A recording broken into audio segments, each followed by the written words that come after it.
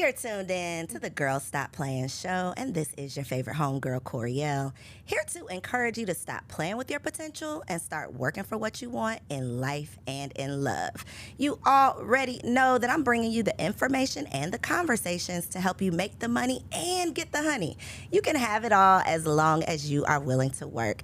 And today's guest is a working woman who is proof that you truly can make the money and get the honey. She is taking over the real estate game, right? But today we're not talking about business. Today we're going to get all up in her business. Well, come on then. Welcome Come to on the then. What studio. you gonna do? Yes, Egypt Sherrod is in the building. Hi, baby. How are you?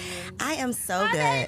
babies. Yes, I'm so good. I'm so good. So excited to talk to you. Thank you. I'm excited to talk to you. We were as well. having a moment. Am I supposed to kick my shoes off? I mean, by you the way? you absolutely can. Let me check This and is see like if low my- pressure for me. So every week I'm not like, gotta what see shoes if am my I going to wear? toenails are done. Okay, No, you're they're- good. they're- You can't. they're like my toes don't never. a 7. Look, my toes are never done, and you can't really tell. So don't worry. Nobody will know. Your secret's safe But with you me. look very comfortable. Thank you. Okay. This is supposed to be like, the living room. Just kick your shoes Yeah. off, have some girl talk. I like it. Yes. So we were talking before the camera started rolling about the fact that we've kind of been connected for years. When I had the Single Wives Club, we honored you with the Claire Huxtable Award. You did. That was very nice. Yes, it was. And what I heard year after year from the women who we honored is like, wow, nobody has ever highlighted me for being a wife. Nobody has ever highlighted me for things outside of the work that I do, which as a now wife, that is work, right?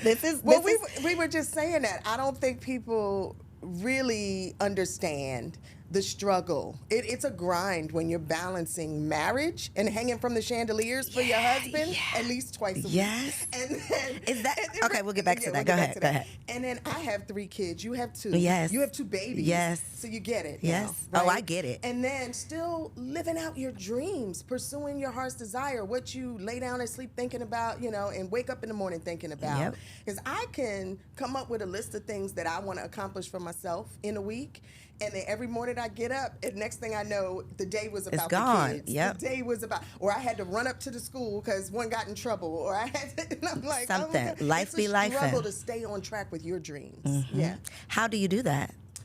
When I do, I will let you know. You know? Okay. So that makes me feel better because if I'm being honest, and this show forces me to be honest, right? Because I can't be asking y'all to be honest and then I'm like not telling my business.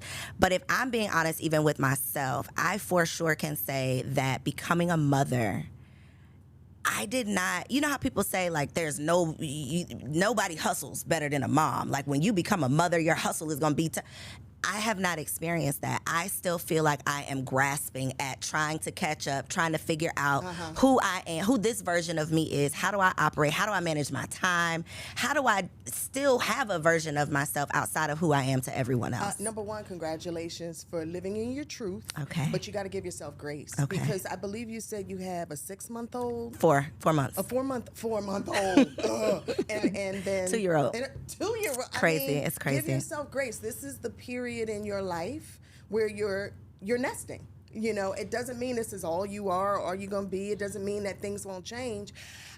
What I will say is there's a lot of credence to the idea that nobody hustles like a mom. Because before I had my kids, I was out, I was on the radio in New York. I was on TV, on BET. I was hustling, but it became different when I became a mom because every minute away from my children had to count. Right. Every hour that I was off doing something else and I wasn't breastfeeding or I wasn't, there to be mommy, it had to make a difference in some big scheme of things in my life. So I was grinding like never before. I think I got more done as a mom, and I can recount, my accomplishments than before. I thought I was doing something.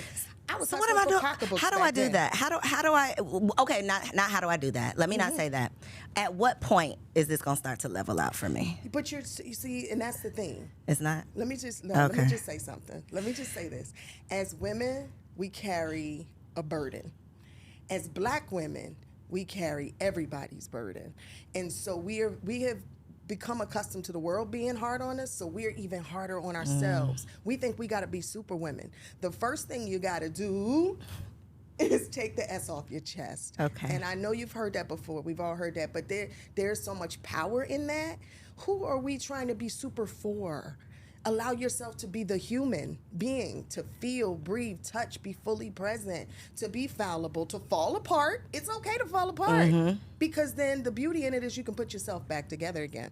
And so like now my spirit animal is a phoenix. Okay. Because I know that you're Rising. like, where's she going? Yeah. With No, this? no, no. But, Go. Let's go. But for real, for me, when I have those moments of just feeling like I'm on rocky ground and I'm not on track, and you know my kids and everybody's taking over my world, I think about a phoenix, and I'm like, it's okay to sizzle out and fall and burn to ashes, because I'm going to rise again stronger. And I do each and every time, but it's a delicate balance. It is. But if you want to have it all, and you can, Oprah said this to me when I talked to her, you can have it all, sometimes just not at the same time. That part. And that's okay. That is the, I guess, like the unspoken truth of becoming a mother. It's and the best way that I could describe it is almost like you're mourning.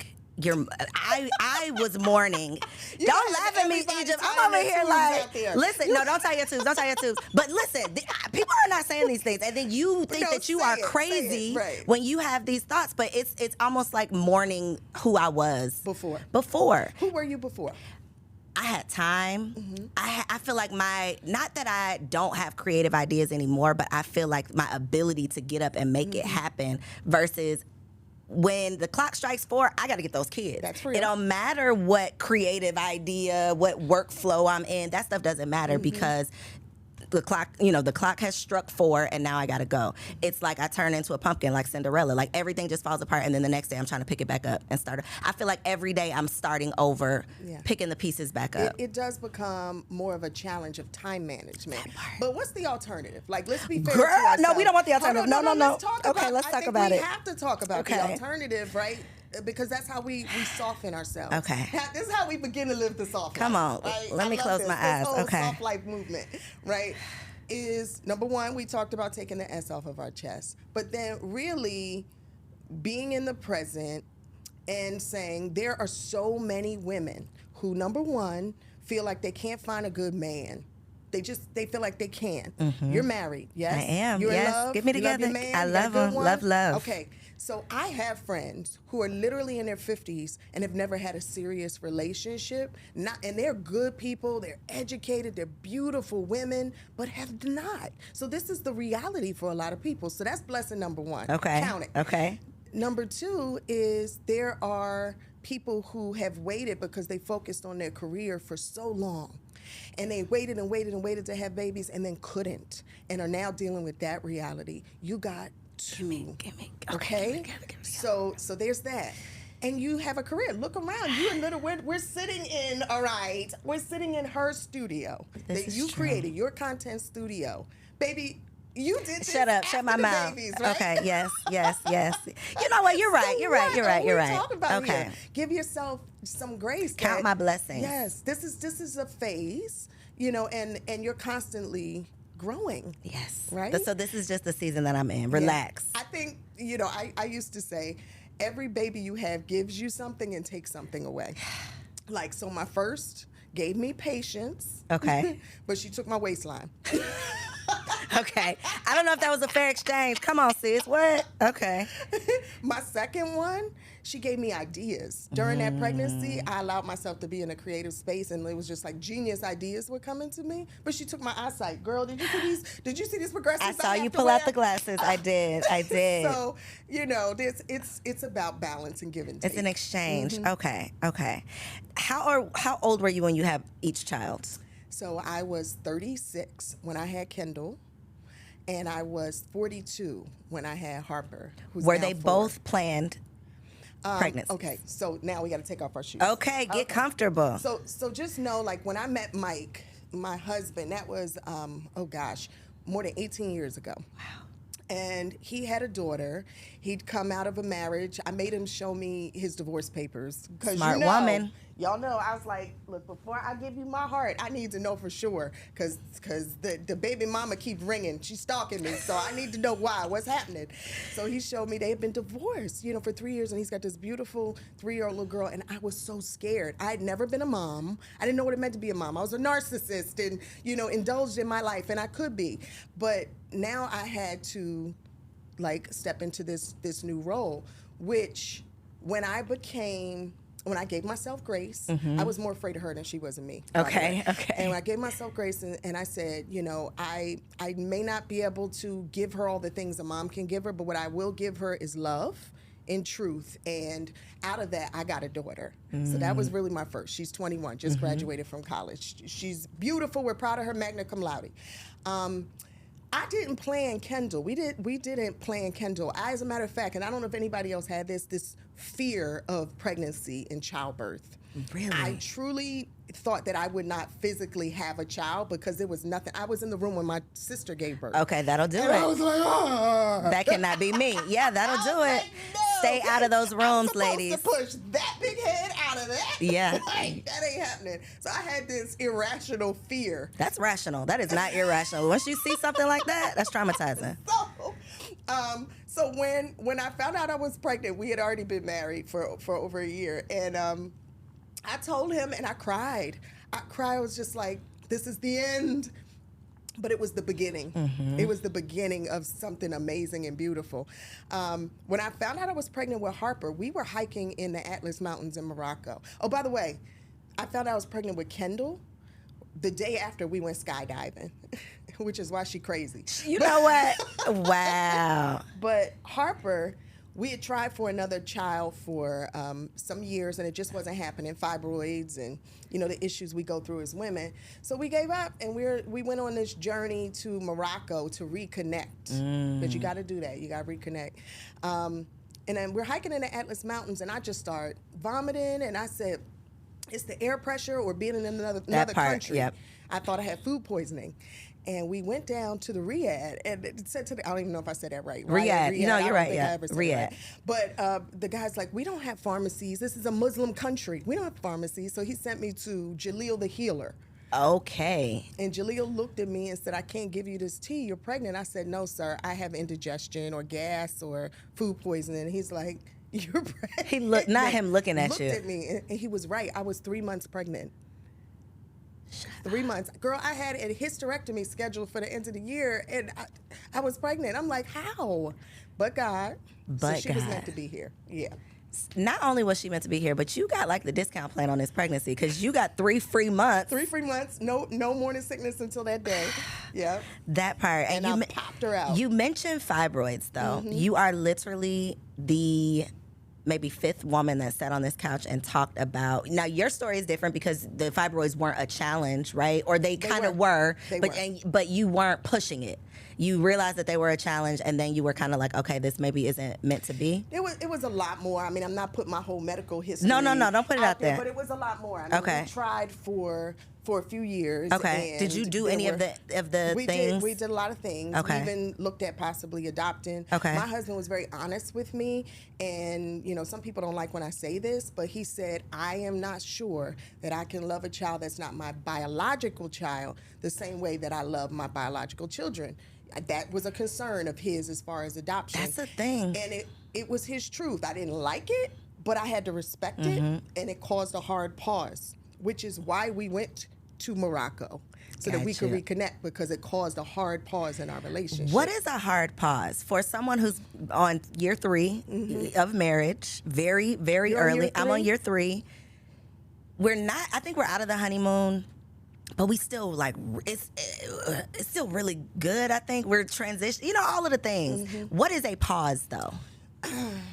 Well, it's different for different people. Okay. What I'll say is, you know, when you're with somebody for life, there's going to be times where you fall in and out of love with each other. You may still like each other. Sometimes you may not like each other. You might love each other. Sometimes you can't stand one another. You're going to sleep in separate bedrooms. We made a decision, though, that we were in it for life, that divorce was not going to be an option for us. But it was a hard pause because there was something that was very important to me in my womanhood, that I wanted another child. And I felt like he was being selfish because he already had 2. He had one before me, so he's good. Yeah. And I'm like, but you don't understand how I feel. And, you know, once you hold that baby, you're going to fall in love. And he's like, I may, but I'm afraid of that. I wasn't hearing him. It's not that he didn't want to do it. He was expressing his fears, which a lot of men don't do. So that was fair. So it caused a hard pause because I misinterpreted his feelings. I heard what I heard. I didn't hear what he meant. You heard he wasn't going to give you what you want. You didn't Yes. hear that he was Yes. actually genuinely afraid of this. Yeah, and so I started questioning, like, am I married to somebody selfish, or, why wouldn't you want another kid? Look at what God has blessed us with. We have more than enough to be able to provide. So it wasn't that I had fallen out of love. I've never fallen out of love with him. I have fallen out of like. How long does it last? What's the longest it's lasted? What's the name? No, I'm joking.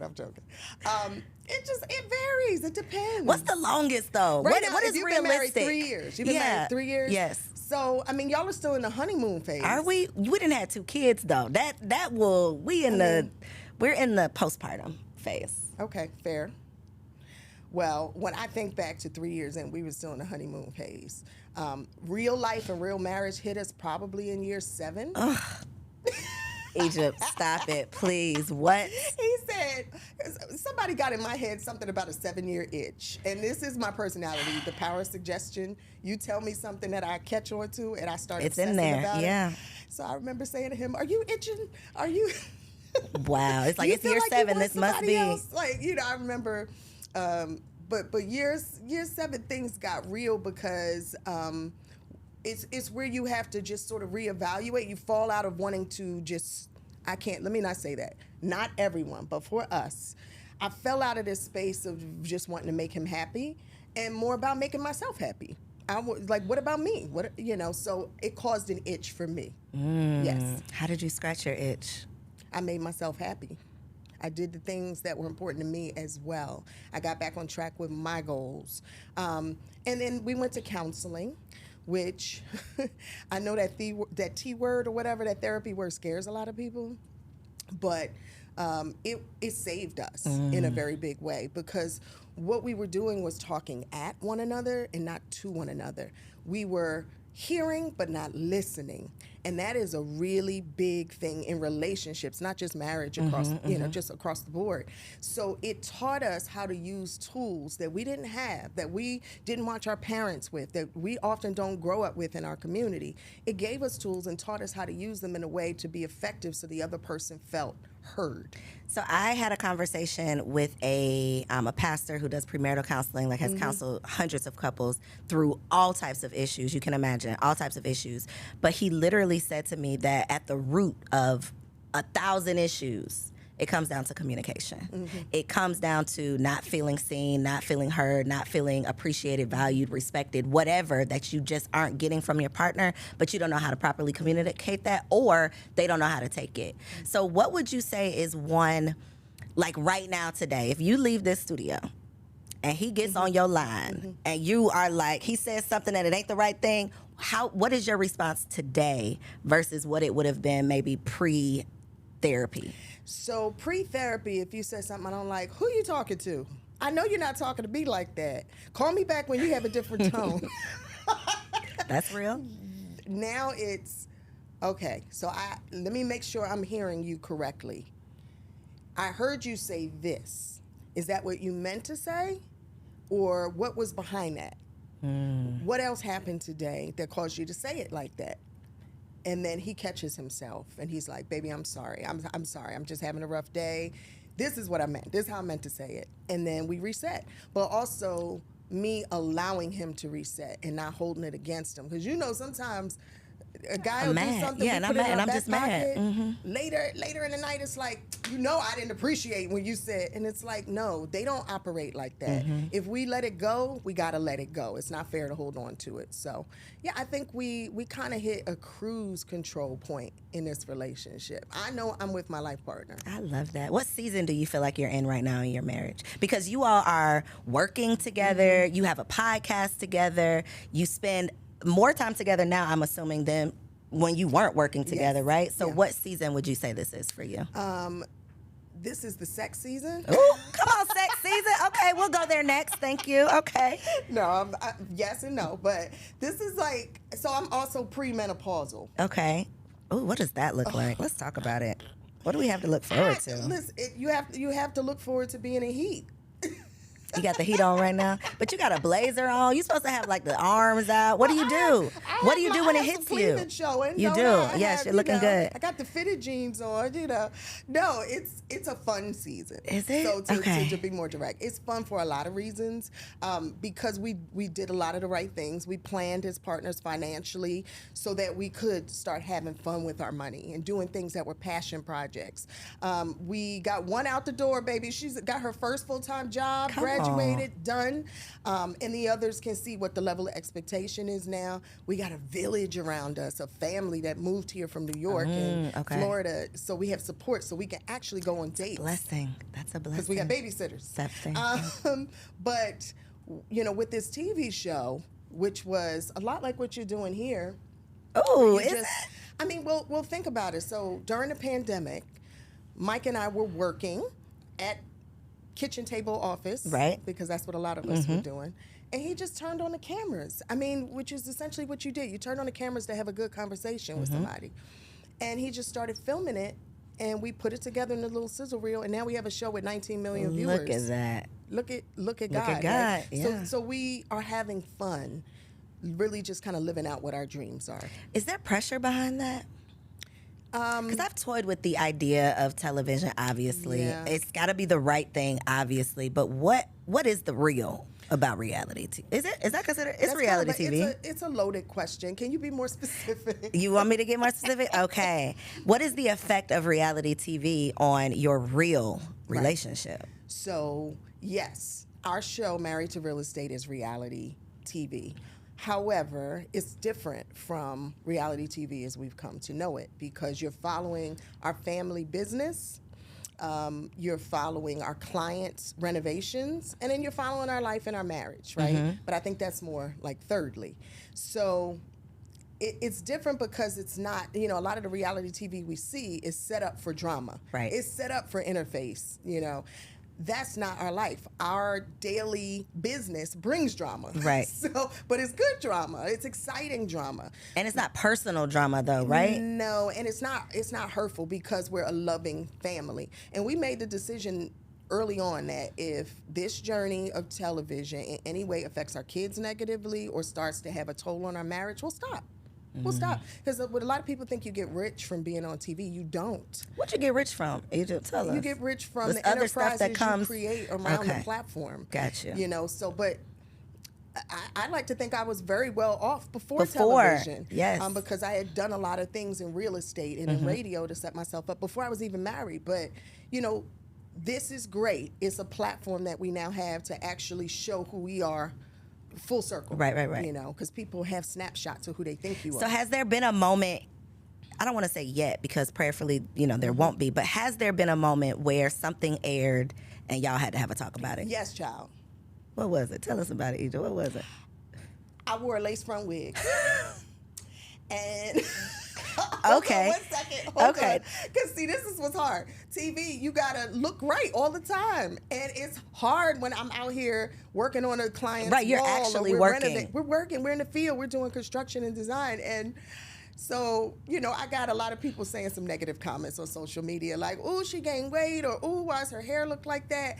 And no matter who you are, you see it and you try to put it out your head, it does affect you. So it got in my head a little bit. And I was like, I got to pull it together. Let me go ahead and put those Spanx on while I'm knocking out that wall. And let me go ahead and put some full eye makeup, some full lashes on and all while the things. I'm lime washing the wall. And let me try this lace front fad. That lace front is not for everybody, baby. Hold on. You got to know how to put it on right, too. You put it on yourself? Well, my friend Jacorian made it. He made a beautiful human hair wig. Okay. This is hysterical. Okay. He made this gorgeous wig. It looked like my hair. He made it my length, just so all you got to do is pop it on when you don't have a good hair day. But he didn't teach me how to properly adhere it. That part. So we're doing what's called the confessionals on TV where they interview us. And I guess it just kept sliding back. Now, Mike is sitting right next to me, and I got a whole room of cameramen in front of me. Not one of them thought something was wrong with the way my wig was on. Ma'am, something's happening. So I'm in bed watching the episode, sick that day, and I see my wig on one cut here, then it's here, then it's here, then it's here. And I was mortified. I scream, Mike, get your ass up here. And he comes upstairs like, yo, what was up with your wig? I was like, exactly. Why didn't you say anything to me when you were sitting directly next to me the whole time? Like, stop the camera. Man, I got no do-overs. Our show is on in 5 countries. 5 countries saw my wig jacked. Wow, what a day. What a day in the life. Yeah, I needed a do-over on that one. Wow. How do you not take things personal when people are personally attacking you? Well, not many people know me. They don't know. They know of me. They know Egypt from TV, but you don't know me. So you're not really attacking me. You're attacking that TV character. You're attacking whoever you built me up to be. But you just tell yourself that and then it's okay? Like No. Okay, because I'm like, okay, I be telling myself all the things, but someone will say the wrong thing in my comments and it still is going to trigger me. Yeah, no, somebody said I had a really big forehead one time and it stuck with me. So I was like, damn, is it? So I'm always like, Mike, does my forehead Is it really look that big? It's not big, Egypt. I mean, I never thought I had a big forehead, but I mean, look, we're human. So words hurt, you know, and people sitting around with keyboard courage, texting and tweeting and all of that, and then they at you. You have the audacity to at me, so you want me to see something horrible. Somebody sent a comment one time that said, how did Egypt get her husband? He's so fine. Like, how does she get him? And I'm like, damn. And it was a woman. Of course. So, of course, I went to her page and I wanted to see. And then I was like, oh, baby. Okay. All right. I'm just going to leave that one alone. I see why. Okay, I got it. Yeah. I just, you know, it's so easy to sit back anonymously and tear people apart. And bad news travels faster than good news. Truly, I pray on it. And then I let it go. And I try to be who I tell my kids to be, which is, you know, people are going to say things all the time. You got to know who you are and whose you are and stand in that. I might not be young and spry anymore. I might not have a size 5 waistline anymore, but baby, I'm bad. Hello. Come on. And I stand in that. How about you? I love it. I'm still figuring it out. People, I think I do. I think that because of like how my brand has evolved, I've always had a very positive brand that was all about love and community. But I think the internet has changed, social media has changed. It has become much more divisive. If I say something good, I can say, you know, I'm so glad, I'm grateful I'm able to breastfeed. Somebody is going to be in the comments and say, well, everybody can't breastfeed. What about the women who can't? What about, you know, it's always like a good thing is turned into, well, what about the other people you didn't mention? So I think now, with the way things are, you could think you're saying something positive and somebody's going to find the negative in it. So things come up, obviously, but my strategy is to reply back and block you.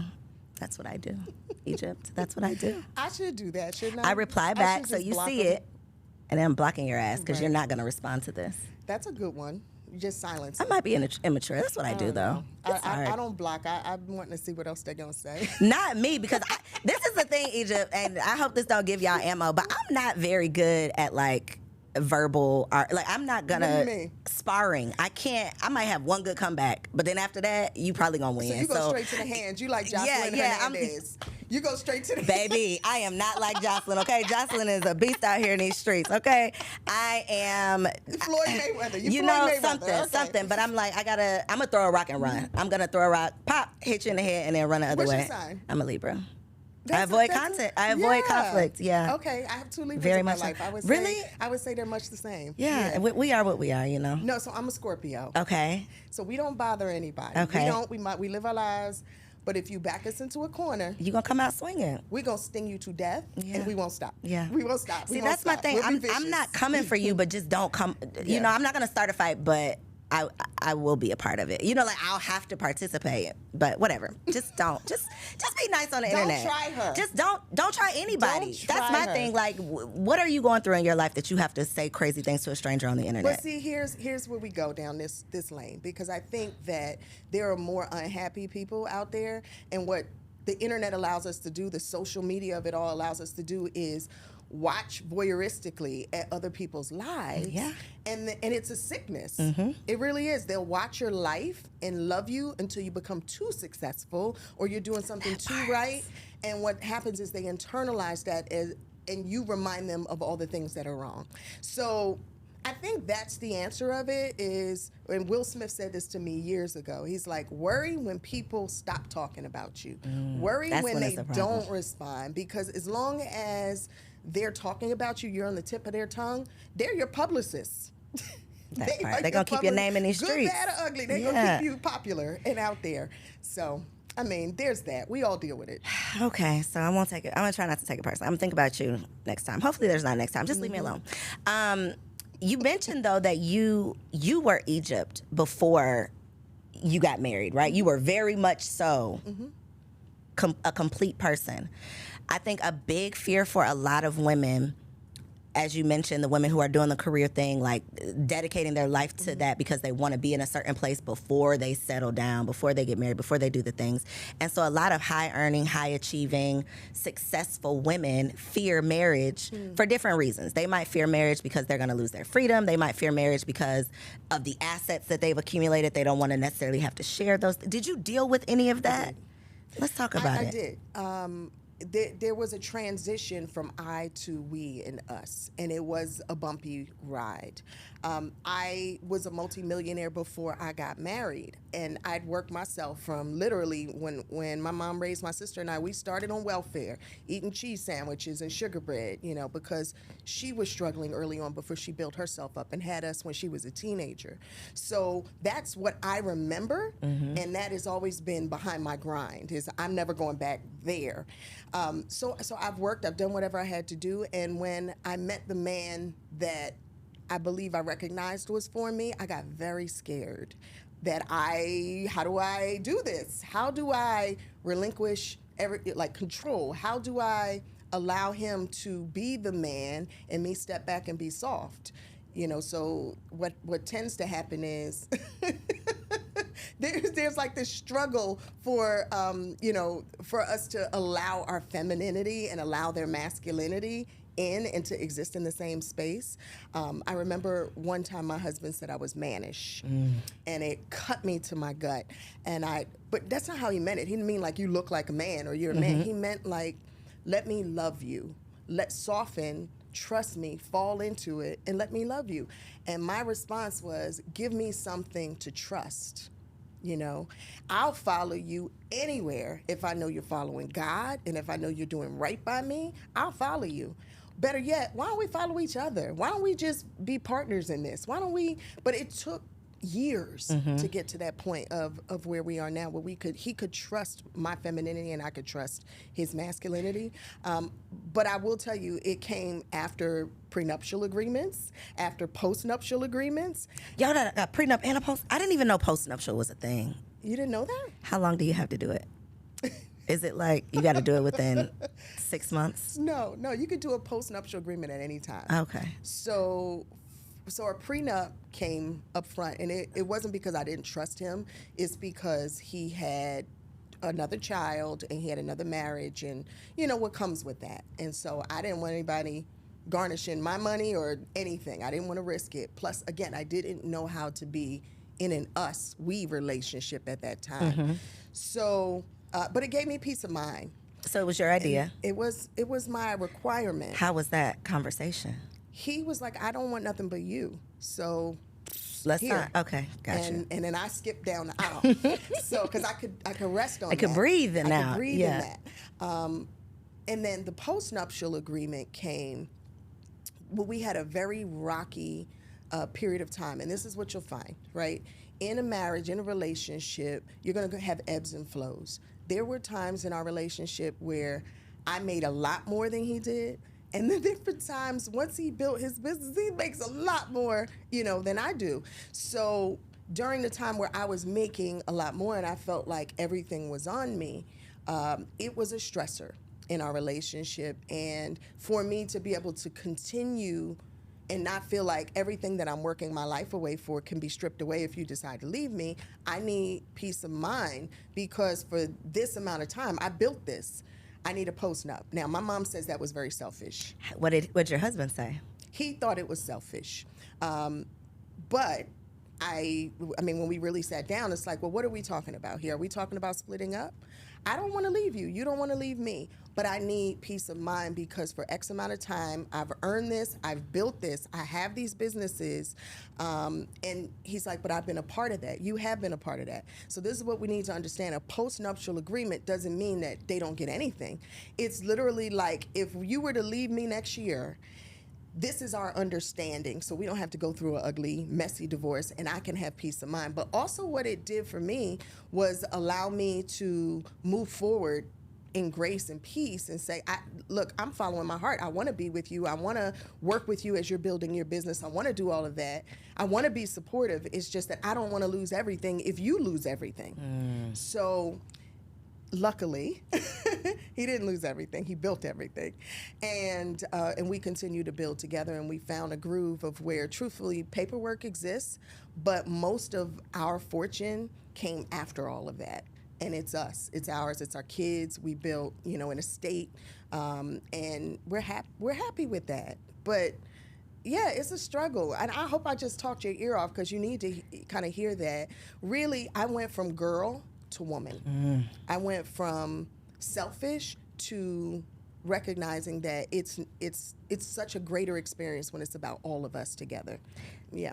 Oh, that's tough, Egypt, and I can relate to so many of the things you said from the standpoint of, excuse me, feeling like you have built your thing, and not even feeling, because honestly, you had already built your own thing before you got married. Did you ever come to a point where your thing became our thing? Yes. How? Yeah. How? If this was literally like your baby. It was a shift of, number one, spirituality, and further connecting myself. It was also in understanding the person who'd been there for me the whole time. Like, really, while I was mentally fighting and sparring and thinking I had to protect myself and protect assets, he was there. He was there. He never gave me a reason to think otherwise. Like, he never made me feel threatened. Like, none of that. It was all internal. It was all from my past, and a lot of the things that we do in our current relationships are a reflection of past bullshit that we've been through. And we gotta let that baggage go so we can be fully here in the present and enjoy and allow ourselves to be loved. And so I can laugh now because I feel like I was such a stiletto hustler and I missed it all. I missed the point of it all. Now in connecting, it's really not about money. As a matter of fact, people still, they ask me, Egypt, how I want to be like you. I want to create multiple streams of income. I want to own all this real estate. And I'm like, first ask me how to create multiple streams of joy.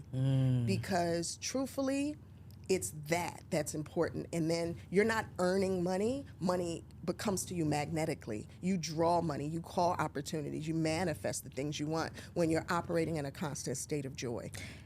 Help me get there. What do I do? What do I do? I don't know if we can have this conversation. Come on, okay, we can talk after.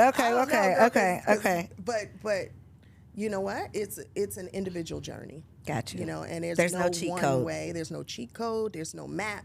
There's no do it my way, to get to you're happy. No.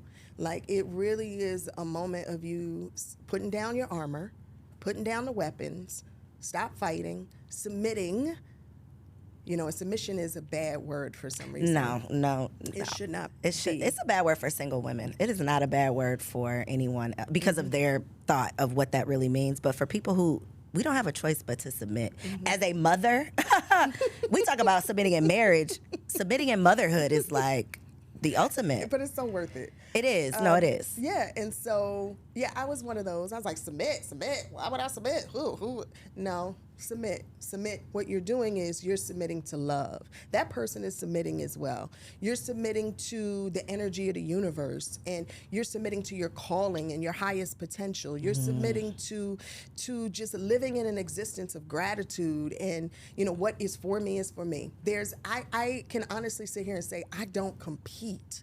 I don't subscribe, because what is for me, and I'm grateful for it. And in that gratitude is how I've called everything else to my life. I think that's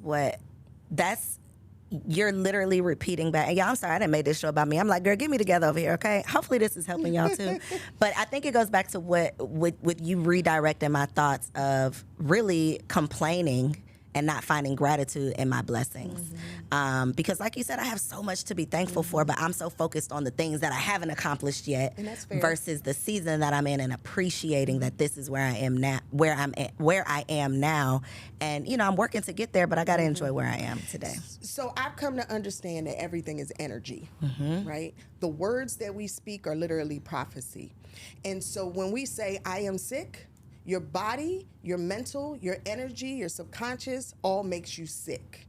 When you say, I am healthy, I am whole, I am grateful, I have everything that I need, my life is abundant, the universe, the energy, your body, your psyche, every cell in your body follows suit.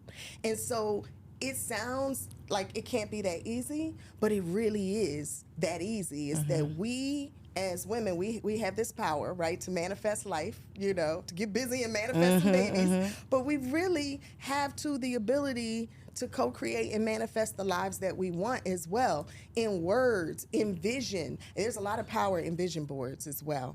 I remember, I don't know if anybody else used to do this, but when I was in school, I would cut out Right On magazines and Black Beat magazines and, you know, Travel and Leisure magazines and all the places I wanted to go, the people I wanted to meet and, what I want my husband to look like. And I had Michael Jackson on my ceiling. I had Prince's Purple Rain poster on my ceiling. One was my husband, one was my lover. You know, the whole thing. I didn't know back then at 17, 18 that I was vision boarding. I was visualizing because it's what I saw when I woke up. It's what I laughed at, it's what I looked at, it's what I added to.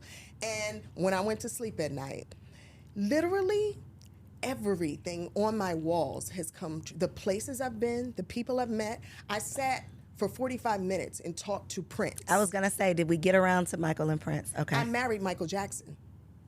My husband is Michael Jackson. You know what? That's crazy.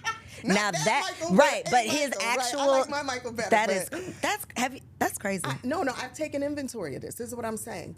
The people that were on the walls, I had New Edition on the walls. I done lived around the corner from Ronnie DeVoe when I first moved to Atlanta. But not only that, not only did I interview New Edition, I was on tour with New Edition. Wow. I was on stage singing at Madison Square Garden with Prince and Cyndi Lauper. I don't sing. He just called me on stage. I was going to say, were you a singer too? I didn't know that about you. I break every window of the studio. You don't want me. But what I'm saying is that we have to get in tune with that vibration. We have to get in tune with that energy to call things to our life that we want. So many times, and I'm guilty of it too, and I have to catch myself, we're on social media scrolling. The problem with that is there's an algorithm that shows us what they want us to see versus the things that we want to tune into, and it brings our vibrations down. How many times have you been scrolling and you see something really bad and it sticks with you throughout the day? Somebody fighting, somebody got killed, all of these things, and it lowers your vibration. We don't even realize subconsciously what it's doing to our bodies and to our day. And so all the people that you chose to follow, though, you can't find them anywhere. Right. You know, they don't. What? You That's can't even very find them. true. So that is the state that we're in right now, where everybody's vibration is like here, and it's not our fault. It's what we're being fed. So we have to consciously feed our soul and our mind the way that we want to feed our body when we want to lose weight, the way we feed our body when we want to get healthier as well. Whew. Okay, get me together. I want to talk about sex though. Because you brought it up. You said it's sex season. Hello. I want to talk about the transitions of sex in a marriage. Okay. Because I've heard of have you heard of this concept of like a sexless marriage? I have. And I couldn't imagine. I couldn't exist in it. So is that a Scorpio thing? Is that true? What they say about Scorpios? I know what they say about Scorpios. Apparently, I don't know really. I don't know, Scorpios any? personally. What have you heard that they've said? That y'all are very sexual beings.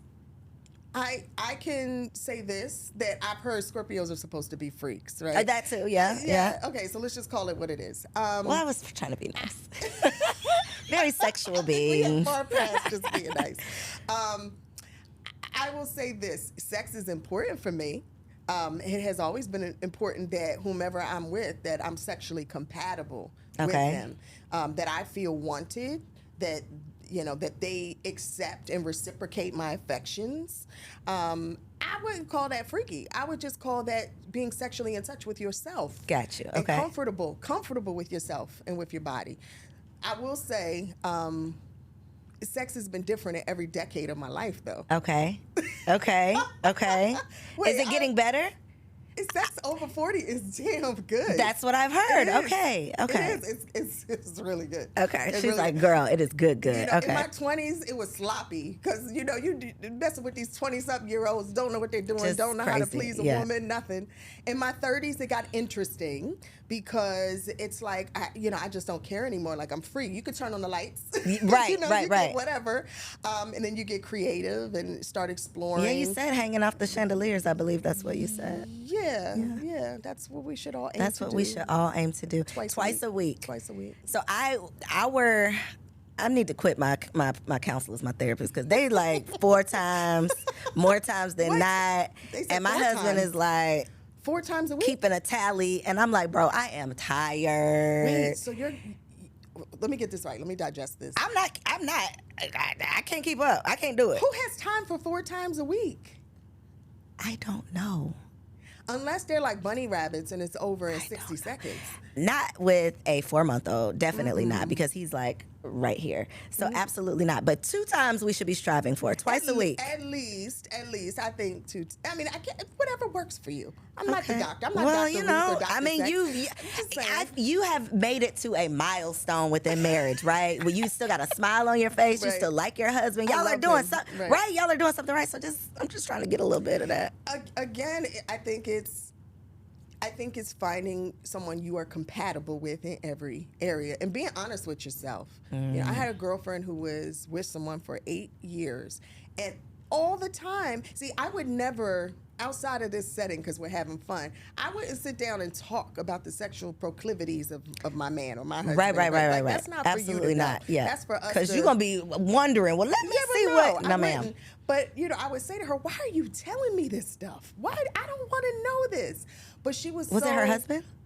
No. Okay. They were engaged, though. Okay. She was so unhappy with their sex life that she needed to broadcast it. She needed to tell somebody. I was like, baby, if you are this unhappy, she's like, but he's so perfect. I mean, he's got good credit. He has a great job. He treats my mom wonderfully. Like, everything else was great, but this. And she's like, I feel like I could deal with it. Everything else, he treats me, he spoils me. And you said, no, you shouldn't deal with it. I said, look, if you are this frustrated that you are literally telling, I mean, if he knew what you told me and everybody else, he wouldn't show his face anywhere. If you're this unhappy, you're going to cheat. You are going to cheat is what's going to happen. It's going to ruin all of this. It's going to ruin this whole relationship. Maybe y'all need to go get help. Maybe y'all need like a sexual therapist. Maybe he doesn't know how. So did they end up breaking up? Yeah, they broke up. They didn't get married. They broke up. And she's with somebody right now who she's crazy about. Okay. And doesn't necessarily have good credit. But so what are you willing? Listen, ladies, what are you willing? I believe that. I don't want to say I don't believe you can have it all. Mm-hmm. I just think you have to be open to what having it all looks like. I don't think it could. It's seasonal, because he could have good credit right now. He could be making all the money in the world right now, and then the economy changes and the up goes down. So I think it's things change. I don't necessarily think you should be so just cut and dry. But also, perfect doesn't exist. It just doesn't. And so good luck finding perfect. What I think is you have to find somebody that has the potential that you can work with to be the things that you need them to be. Y'all grow together. Number one, they have to be willing to grow. That part. They have to want to meet you where you need to be met. And it's not about whether you love me, it's do you love me the way I need to be loved. It's not about whether I love you. Do I love you in the areas and fill all of the areas that you need to be filled and loved?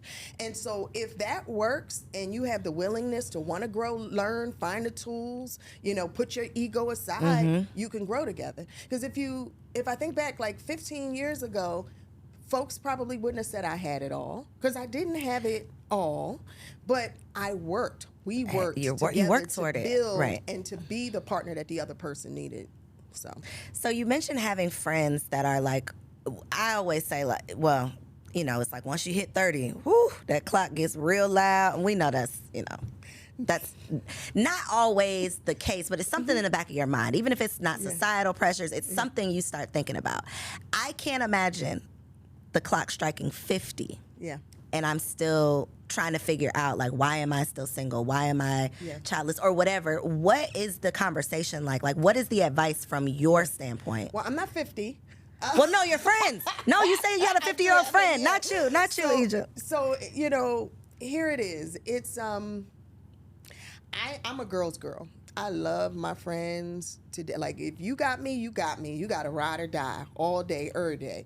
I'll give my last. I love them. I'll fight for them. I fly wherever I need to go on the earth, and I don't have a lot, but the group that I have, they know it. They got me, and I got them. And so when they hurt, I hurt. When they cry, I cry. Because I feel like they deserve the very best. They deserve all the things, everything. And I'm like, but I just don't understand why you haven't, or why some guy hasn't snatched you up, because you're everything. You're the full package. It hurts me. One of my good girlfriends who, she's now over 50, and she wanted kids, and she wanted to get married, and it just wasn't happening for her. She called me one day, and she's like, I found him. Or he found me. She's like, actually, he's been in my life the whole time. He's somebody I've known since high school, and we reconnected. And I was like, interesting, but I'm still like, all right, on the fence. And sure enough, they're getting married next month. He has children.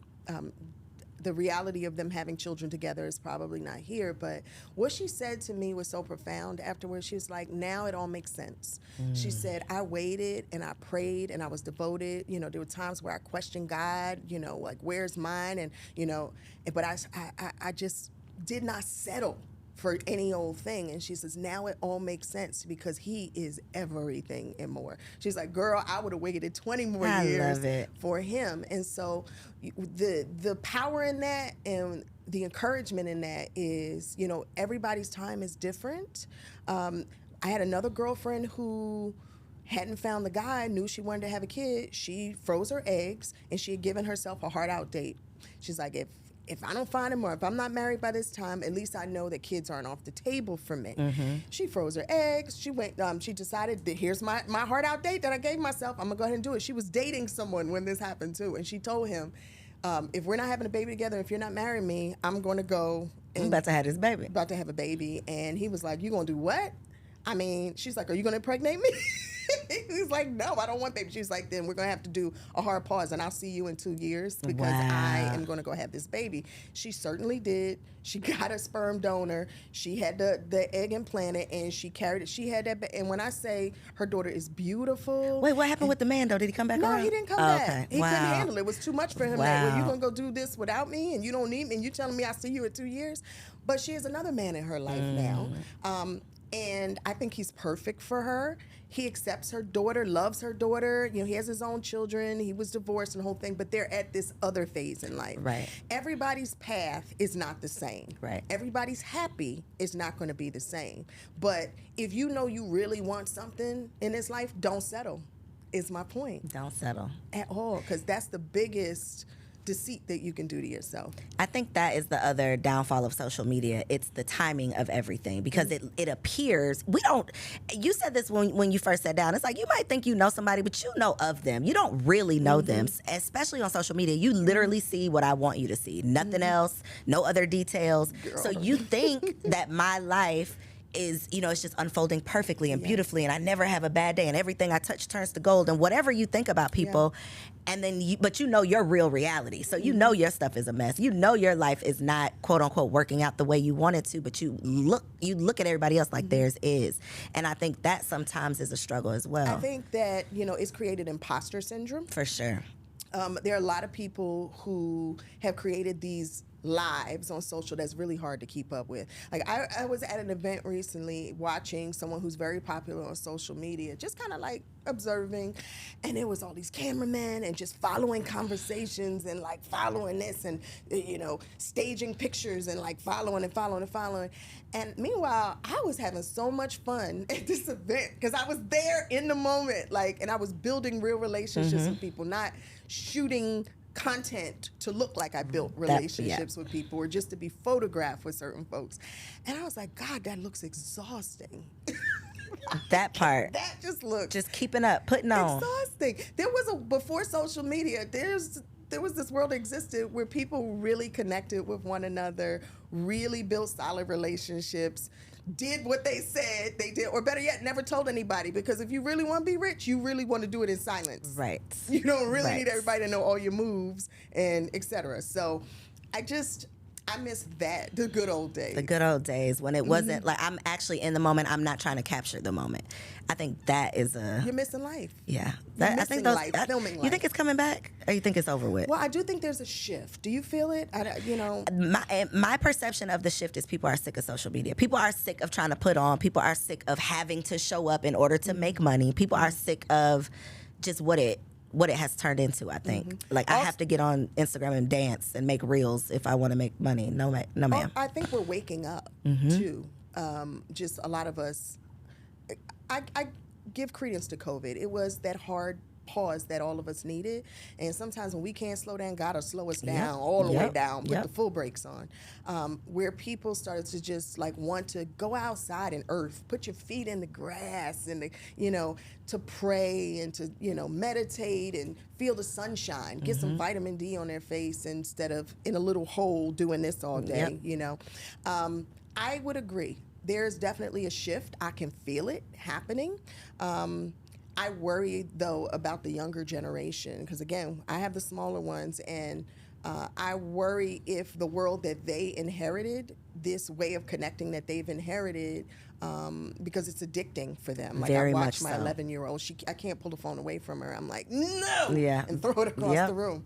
But I worry where we're going to be moving forward because they don't remember what it was like before. There is no before for them. There is no before. This is their norm. Yeah. I think that I am the last generation that remembers like payphones, like pager. I mean, we've experienced like the internet. I was young enough when the internet came out that I could say I was like in middle school. So I kind of grew up with the internet versus kids today are like, they got a cell phone. Like my son can do all of the things and he's 2. So it's like there is no before. Like your time on earth started with this level of technology. But hopefully I think because we are starting to evolve, I think it's going to affect how we parent and the level of access they have because we are seeing like the negative effects and we don't want that for our kids. No. It's funny when you said your generation is the last that remembers payphones. Like I literally had a flashback of calling my first boyfriend. I had to find him in the yellow pages. I was in the payphone. Had to find his name in the yellow pages. Why he didn't give you his number? I have so many questions. What? I don't know. I don't remember. I just oh my remember God, looking through the yellow pages. Because I was like a block and a half up from his street. I was like, I'm going to call him and see if I can stop House by. phones, yeah. And his dad picked up and I was like, is Paul home? And he was like, he's home. And I was like, oh, can I speak to Paul? You had to have etiquette. Yes, right. When you call Don't call my house. Yeah, man. But see, the good old days. Stuff. That's the stuff. Those are the real skills. Like, yeah, it's. My first cell phone was like this big. The block. The big block. Okay, so really quick, we're not talking about business, but I do want to talk. I want to ask you just a question about real estate because that's your jam, and it is not my jam. Okay. I'm tiptoeing on the marble floor towards the real estate, right? Tiptoeing.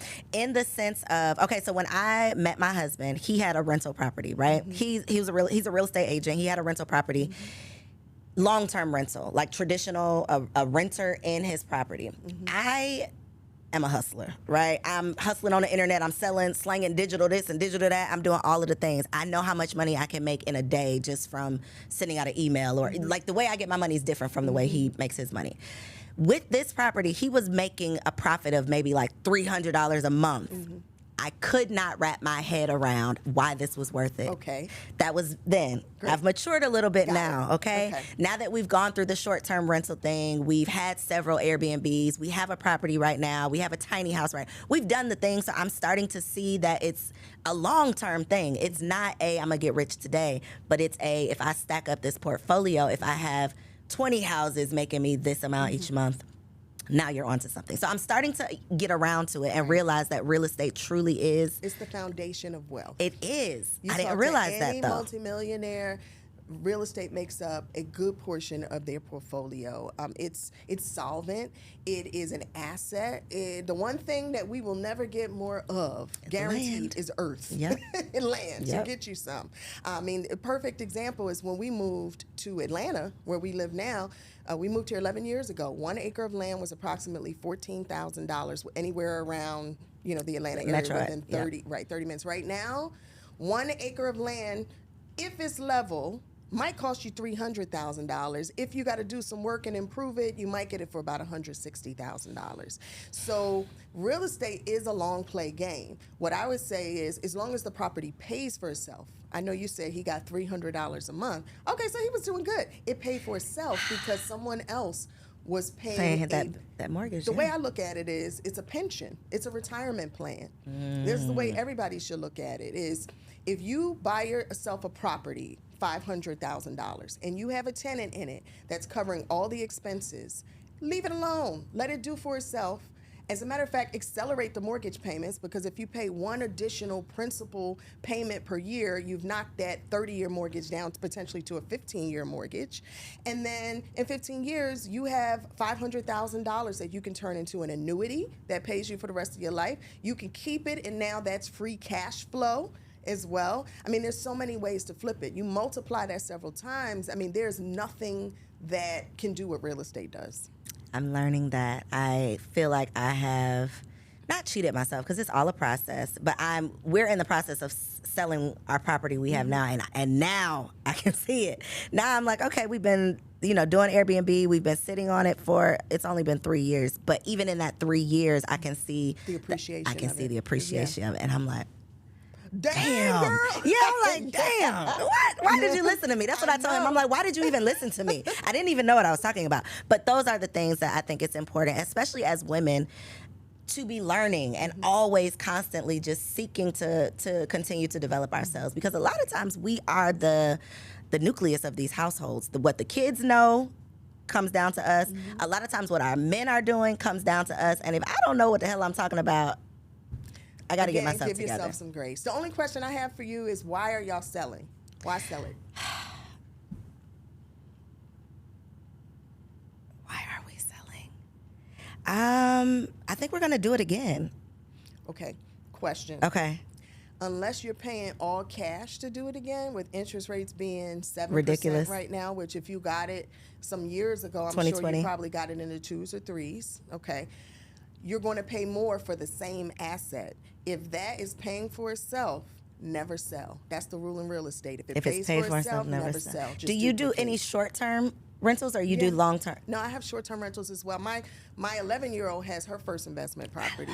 She has a 5-bedroom villa 10 minutes from Disney World. She made it. Y'all can stay there too. She made it a theme. So every room's a theme. She's got the Harry Potter. She's got the Minions. She's got the Star Wars. I mean, it's kind of insane. It's got a pool, and that property brings in, after expenses, about $4,800 a month.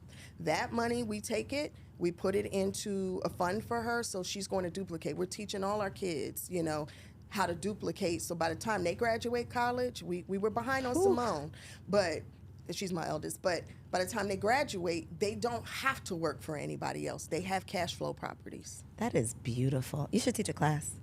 This is the class. This is the life Okay, well, class. teach me more. Like, how do I set my sons up? Well, okay, if you teach me this podcast, I will. I got you. Look, I got you. But these are the conversations that I feel like, because I can be honest and say, I just didn't know what the hell I was talking about, and I was 30 years old, right? Imagine if my mom would have explained this to me at 3. Well, see, we do what we can with the we tools do the best, right? We do the best that we can. But that's the whole point of this platform is, you are going to know something. You're going to contribute something to the conversation that I just don't know. Everybody who sits on this couch contributes something. So it's like, if I can pull, Egypt done told me I got to do this, Nicole done told me I need to do that, Maddie done said I got to do this, and then I can just really pass it on. And do you have an estate plan yet? And you don't have to have an estate to have an estate plan, guys. We have a will and trust. Okay, you have a trust. Yes. You have a will. Wait, I just lied. We have a living will. What's the other thing? It's not a trust. Advanced We have directive? talked to advanced directive. We talked to an attorney to do the trust, but we haven't done the trust yet. Okay, so the trust is the most important thing you can do right now, but especially you got guests that are waving. Okay. Especially if you have assets, like you said that you guys have, because at the end of the day, you want those assets to be able to pass to your children. Everything Protection, we're building, right? Is so that we can build legacy. You need those protections so that you don't get taxed to death in your death. That's a thing. And also be able to transition assets very easily. So, and that's easy. It's a document, and it's not expensive, guys. A lot of times you can, Is it not expensive? It is not expensive to do. You did it yourself? No. You had an attorney, right? I had an attorney do it for me because it was a little more complicated. Right. We got corporations and different things. So That I had an thing's attorney been sounding do it. real expensive. All the attorneys I didn't call. Okay, we'll talk. Because it's like, what? It cost me a total, and I have it looked at about every 5 years. I just want you to look at it and make sure it's everything still good. still applies.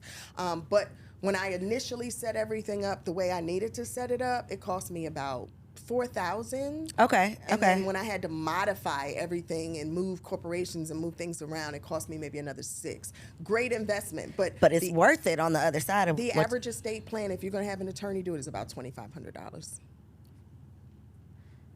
Okay. Okay. Give me your people. Great investment. Give me your people, because that ain't the numbers I've been hearing. But we can do that. I'm interested. What numbers? I mean, I haven't heard anything less than $5,000. Okay. Which is well, then if so, I don't know all the ins and outs. Yours could be complicated. It could be that you require. Girl, if yours didn't, no, I don't require no more than yours. For sure, it's not what yours is looking like. Okay. My first time I got it was some years ago. So inflation, everybody's charging a little bit more. Yeah, but what I'm saying is, you can literally go online, and there's docs online that you can download and tailor. Really, the thing that makes it official after you fill it in appropriately is that you get it notarized.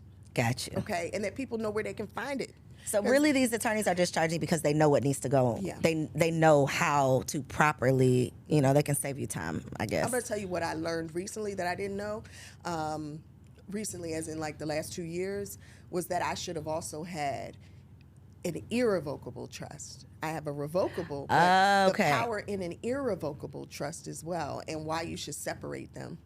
So you need multiple. Oh God! Look, it's a lot, and I think this is why we don't ever have our ish together, because we start hearing the conversations like, oh my God, all of this laundry list of things that I have to do, and then we're intimidated by it, and then we don't do it, and then we die, and then our family has nothing. But that's why I am not an expert. I know people look at me as an expert in certain things. I'm not an expert. I'm a sponge. Every room I go in, I want to learn. How did you do that? Yeah. And because that's how we should live, is always wanting to learn and be hungry for information so that we can leave legacy and not debt. Yes.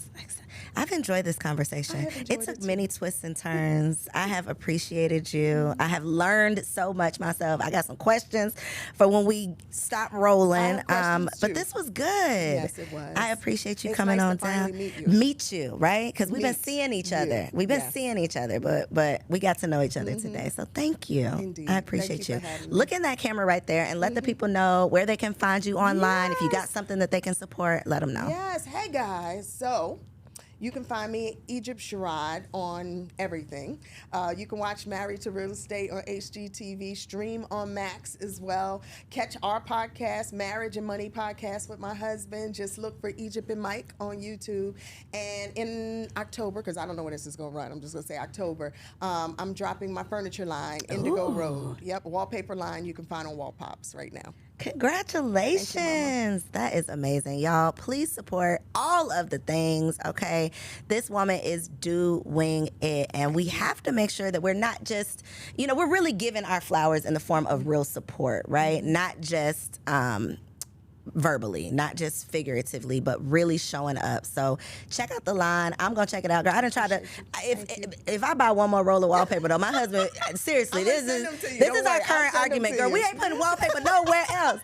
I'm like, but I found one, so I'm gonna try my best to support this wallpaper line. Okay, send it to me, because then I'm gonna be like, I didn't buy it. It was a gift. One of your walls in your studio. I will. It'll be a gift, so I won't have an argument behind that. Okay, but thank y'all for tuning in. Let me know down in the comments something that you learned from this conversation. Please make sure that you subscribe to the channel so that you don't miss out on any amazing episodes, and send this conversation to a friend, okay? I know it's going to be healing and therapeutic for someone. Thank you so much for tuning in, and I'll see you on the next episode. If you enjoyed that episode, make sure you subscribe to the channel so you don't miss out on any upcoming content, and take it a step further and go ahead and join our private community over on Patreon, because it comes with some pretty bomb perks, including early and discounted access to our upcoming events, behind the scene exclusives with some of your favorite guests, the opportunity to call in on an upcoming show, the chance to vote on topics and guests for brand new shows, and I'm even giving you unlimited access to my vault of business classes where I'm teaching you everything from Airbnb to developing digital products and everything in between. And you can get access to our Patreon for as little as $5 a month, okay? Get in where you fit in, and I'll see you on the inside. Peace.